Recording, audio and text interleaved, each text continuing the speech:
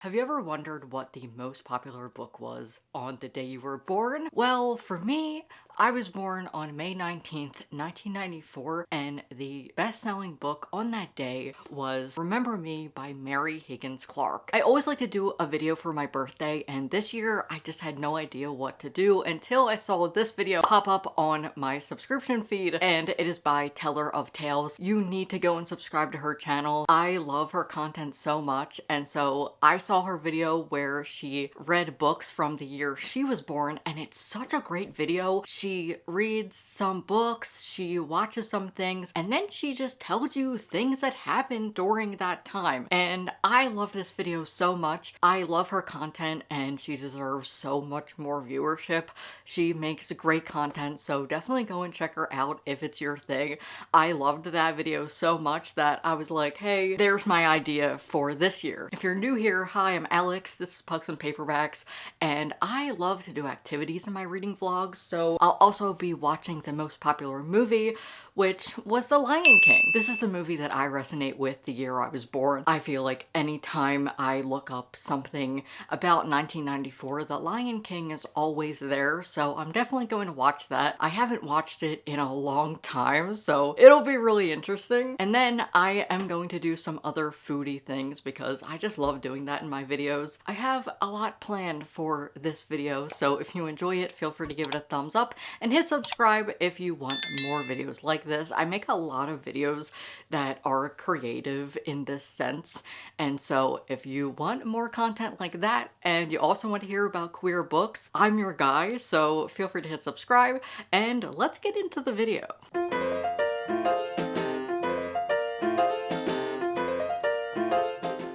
I want to know what was going on in 1994, including the fashion and pop culture. So on eBay, I was able to find a magazine from May 1994. So I want to flip through it with you and see if I can find anything. Let's dive in.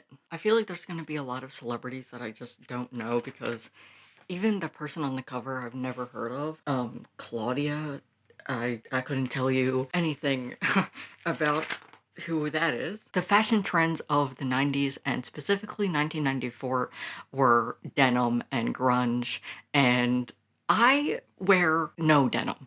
I never wear denim, but I do wear band t-shirts and jeans. I kind of have the style here. Now we get to Red Flag City, where a lot of these magazines, especially in the 90s, were very fat phobic and promoting diet culture and saying like, if you do this, it'll make you fat. Yikes. I did find the first quiz, so I'm going to tab it so that I will be ready for the Patreon video. 1994 was the birth of weight loss services. Weight loss services were super popular in the 90s, but Weight Watchers didn't start until 1963. So it started way before the 90s. So I just want to correct that because I do talk about this in the video, but I'm going to talk more about it being popular. So it doesn't surprise me that this book mentions Weight Watchers. This is a trigger warning because I don't want to trigger anybody when talking about weight loss or anything. So you can check my chapters to skip this part if this is sensitive for you. So I'll see you in the next part. When I looked up popular foods, lean cuisine was one of the top things that I found.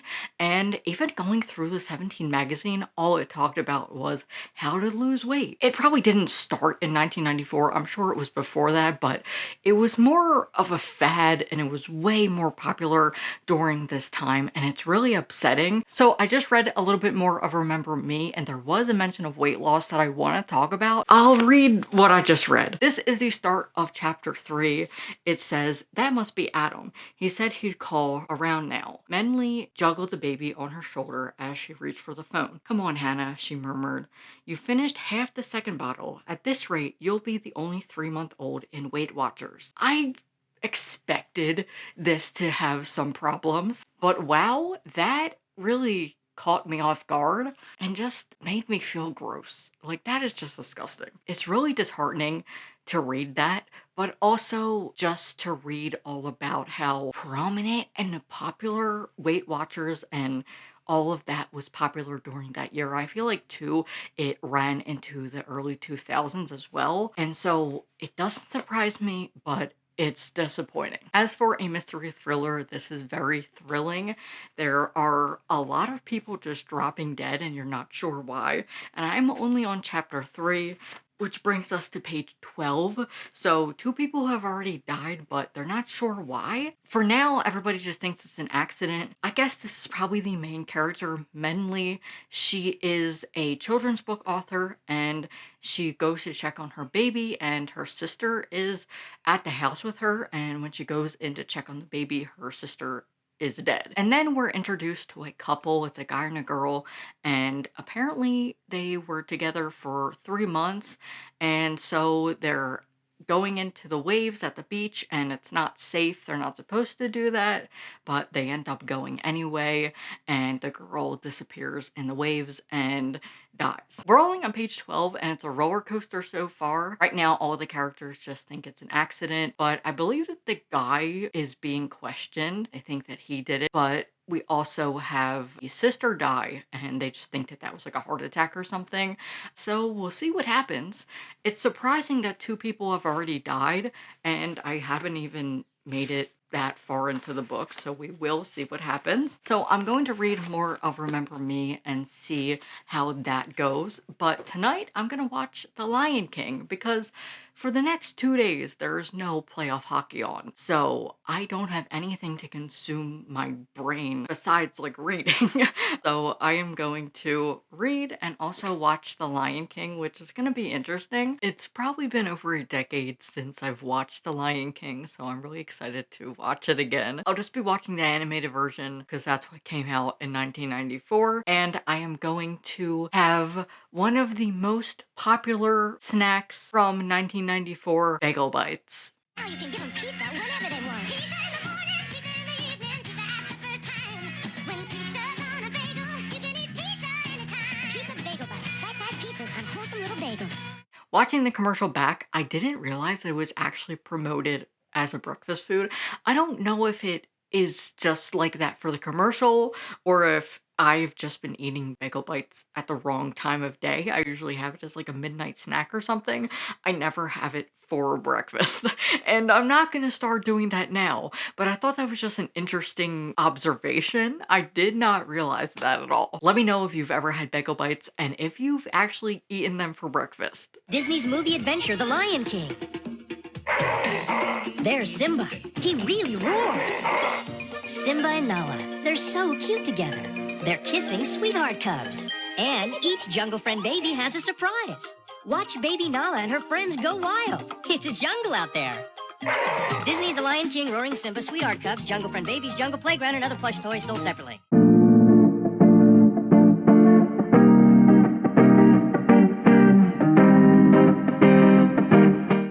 Why did I forget that The Lion King was so good? I loved watching The Lion King. It brought back so many memories. I forgot how good this movie is and what a feel-good movie it is, despite the fact that Simba's dad, Mufasa, dies very, very tragically. I remember hating that part, and so I did skip over it because the day I watched it, I was just not in the headspace to be watching something horrific like that. And I know it's Disney, it's not as horrific. I couldn't do it. So I had such a fun time. I forgot how funny Timon and Pumbaa are. I loved them so much as a kid. But I swear to you, I did have a Nala stuffy. So if I can find a picture, I will put it up on the screen because I swear I had this. If I can't find it, just take my word for it. I searched far and wide for a photo of me with this Nala stuffy. So the next best thing I could find is that my grandmother, who we called Grammy, she actually would always make us these homemade cards and report cards, and the one that I found when I was looking for this photo had a Lion King stamp. So honestly, this is a sign, and I think that this is the best way to incorporate that into this video. But I did really like The Lion King. Apparently me and my cousin were obsessed with it. I also was just really obsessed with cats, so it makes a lot of sense. Like honestly, in one of my videos, I think it was on Patreon, I did a whole series where I read books that were required reads for me, but I had never actually read them or I had reread them. And I have a whole book from when I was a kid that I wrote a whole report on cats.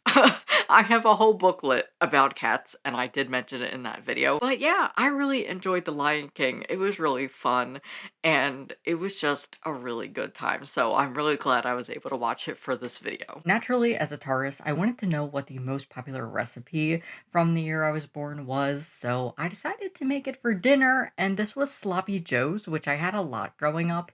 It was one of my grandmother's favorite recipes to make, so it is definitely a family staple, and it was really popular during the year I was born. According to this Mash.com article, the most popular recipe the year you were born, under 1994, Sloppy Joe's, it says, according to Mel magazine, the term sloppy Joe can be traced to at least the 1880s when it was considered a jab for people who were unkept or for low-end restaurants. The name is also befitting of this dish, which consists of a relatively messy mix of ground beef, sauce, onions, green peppers, and spice. But it was 1994 when the sandwiches got a huge boost in popularity with the SNL sketch featuring Adam Sandler singing about the school lunch lady, played by Chris Farley and Sloppy Joe's. Sloppy Joe, sloppy, sloppy Joe, yeah. Sloppy Joe, sloppy, sloppy Joe, yeah. Sloppy Joe, sloppy, sloppy Joe, yeah.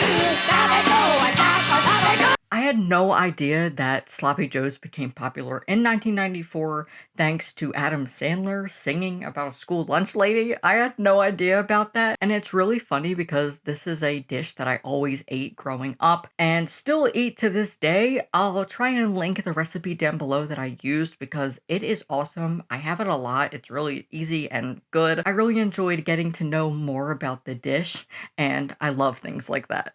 Let's talk about Remember Me. I just finished it up a couple minutes ago.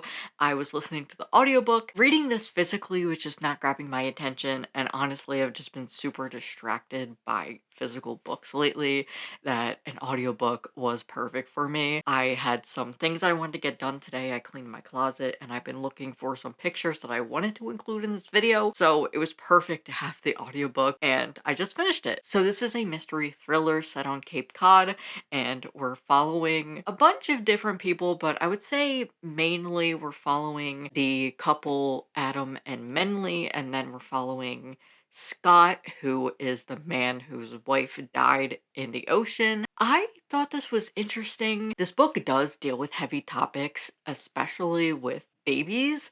So we are following Menley as she is dealing with PTSD episodes, and she's also experiencing depression. And I would also say it looks like some postpartum depression, but that is due to an incident that happened with her last child, and he ended up dying in a car accident, and she was the cause of the accident. It's really weighing on her. I find when I'm reading mystery thrillers and there is mental health representation, that character is always seen to be the outcast, and they're always the butt of the joke, and they also experience a lot of ableism, and unfortunately that did happen in this. It's interesting because she's dealing with crime, because basically she gets away with killing her son, and she has so much remorse, but she's also experiencing a lot of PTSD episodes, and now she has a daughter, Hannah, and she is a baby, and there's just a lot of PTSD episodes happening here and a lot of depression, and I want to bring up some postpartum because I feel like that is kind of happening here because she feels like she is going to do the same thing with Hannah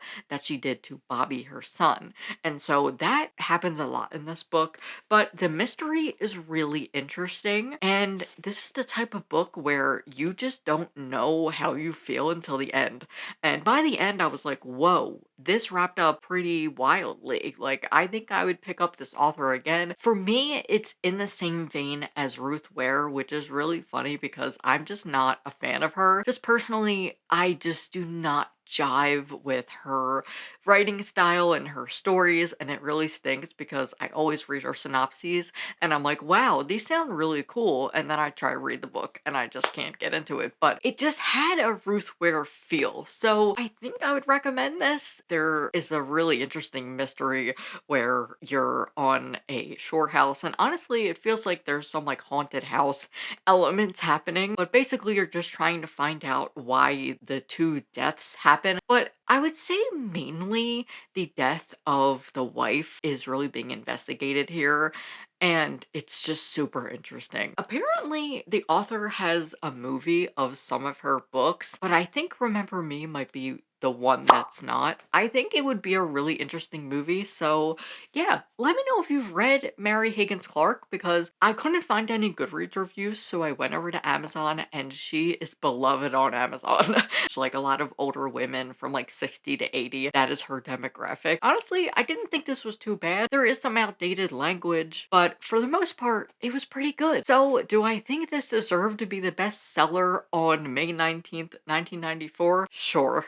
I don't think I can really answer that question because I haven't read all of the books that were popular during that year, but let me know if you've ever done this project, and I would love to know what the most popular book was from the year you were born. You can leave your answer in the comments. The link will be down below for how I found it. I would love to know everybody else's, and if you're planning to read it. This was such a fun video to do, so thank you to Tells of Tales for the inspiration behind it. Definitely go check out her channel. It's awesome. And that's it for me today. Thank you so much for watching, and if you've watched this video, thank you. I know I've been gone from YouTube for months, and it has sucked, but I'm so glad to be back in my creative zone. If you want more from this video, you can go check out my Patreon. It's only $1 to pledge and become a paperback pal, and you will have access to my private Discord where you can meet more bookish friends, and I also will be posting a spin-off video to this where I listen to the most popular song, and also will be doing some quizzes from that magazine I bought. So if you're interested in that, go head over to Patreon. If you enjoyed this video, give it a thumbs up. It really helps out my channel when you do so, and hit subscribe for more videos like this. And also, if you want more queer and trans book recs, I'm your guy. Thank you so much for watching, and I will see you in the next one. Bye.